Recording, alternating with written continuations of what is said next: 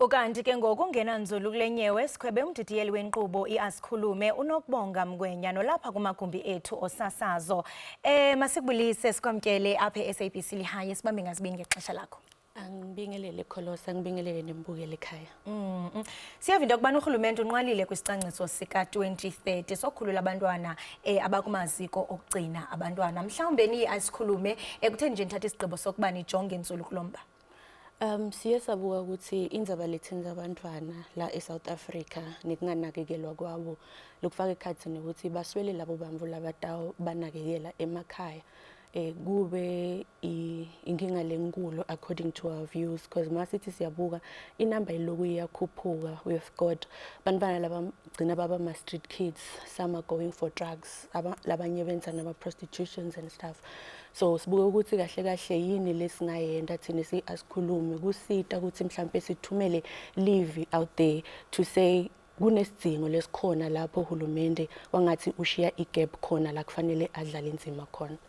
Siyaqonda ukubana siniyinqubo yeAsikhulume anithethi njengalengxoxo koko nina bekanti nindwendwela abantu abathile abachaphazelekayo. Sixelele banzi. Kholosa, kunengi lengingakusho mhlambe before I could answer i-question yakho. Inkinga yebantwana labaswele labo bangabanakekela na ungathi uyabuka, it's not only affecting singasho sithi iJohannesburg, inkinga le affecta wonke muntu kule country as we speak. Kaningi bantu babuka ukuthi mhlambe it's Johannesburg losingadi ukuthi kungaba kusukela kuphi lokho, but as we speak to people about this topic bayaveda ukuthi inkinga letifaka ekhathi kunganakekelwa abantwana tisukela etintweni letihlukahlukene.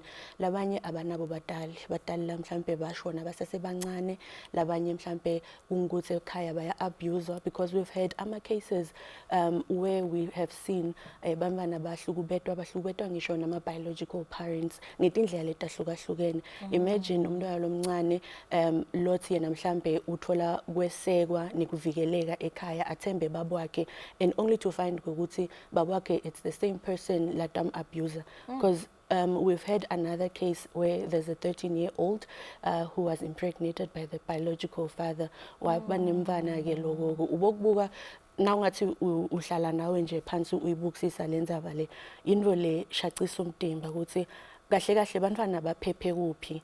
Uma ngabe kungukuthi Kholosa namhla sikhuluma ngokuthi a biological parent can abuse you to that extent, labanye ama cases ukuthi a biological parent ubulele mvanakhe. It's very concerning, and we want to understand as iAsikhulume and as iSABC as a whole ukuthi tinkinga letifana naleti tilungiseka kanjani.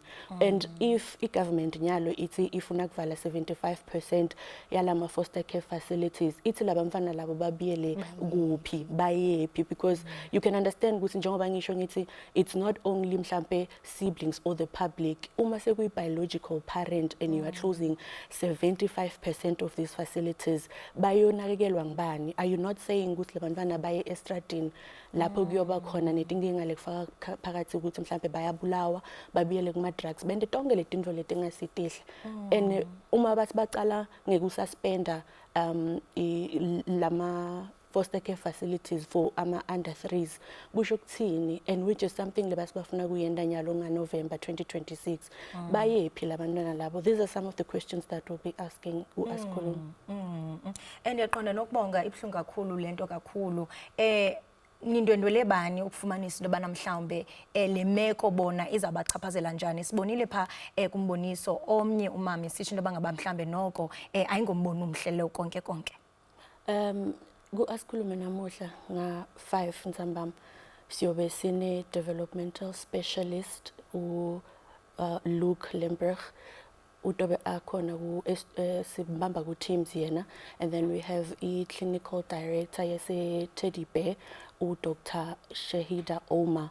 We also have a young man Lo atositshela about his experience, because we felt it was necessary to have someone in studio lo tositshela nge-experience yakhe njengomuntu lokhulele kuma foster care facilities ukuthi from the beginning as akhula aze abe mdala kangaka ngitiphi tingcinamba lahlangabetane nato ngikuphi lafisa ukuthi mhlambe kungenziwa nguhulumende ukuthi akhona kushintsha lesimo because now ungathi uyabuka kunengi lekufanele kwendeke. It's a huge gap and unfortunately again Kholoso, I just want to put it out there ukuthi again social development, it's not coming on board. And abaqali kusidicha on last minute event, they did that with child protection week, of which these are topics lekufanele ukuthi ngabe hulumende udlala inzima eta phakame eta tokhulumisana nathi e-studio aphindze phendule imibuto lemhlambe ikhona lesalako from the affected people. Njengoba ngisho ngithi we have a guy that is going to be telling us about his own lived experience.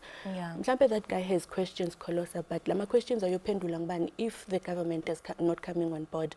We had been promised ukuthi we will have a head of welfare, but they are not. Our messages keep going on unread, but shia khona lapho bangaphendula. Mhlambe they can only respond bakutshela ukuthi we are still in a meeting, we'll get back to you. But when you follow up, you call them, they don't pick their and with calls. the previous one kwi child protection week ngaba mhlambe baba nayo follow up abayenzayo kuba watsho ngalamini lokubana zange babuyele kuni. No, abazange babuye kithi. Even on our records, we have the messages where we've been communicating with them. Ababuyeli kithi. At some point, we had to write to them to say we need to understand why you guys didn't pitch. We need to understand because we need to put it as part of a report as nayo for SABC nabaphathi bethu bakhona understand, but bekungayenzeki lokho Kholosa. Till today we don't know ukuthi kahle kahle kwenzakalani. Kodwa ingxoxo iyaqhubeka ninazo ne case studies on the ground nabantu bazityandigila ngoba mhlawumbe yonke lento bamephi kuyo. Enokubonga masibulele kakhulu ngexesha lakho. Yeah, siyabonga Kholosa. Right, imbukeli we-SABC lihaye besihlanu indlebe naye uNokubonga Mgwenya. Sikhumbuze ke mbukeli ukuba le nkqubo izaba ku SABC 1 ngentsimbi yesihlanu emva kwemini. Kodwa ngoku masithi qhwi evenkileni.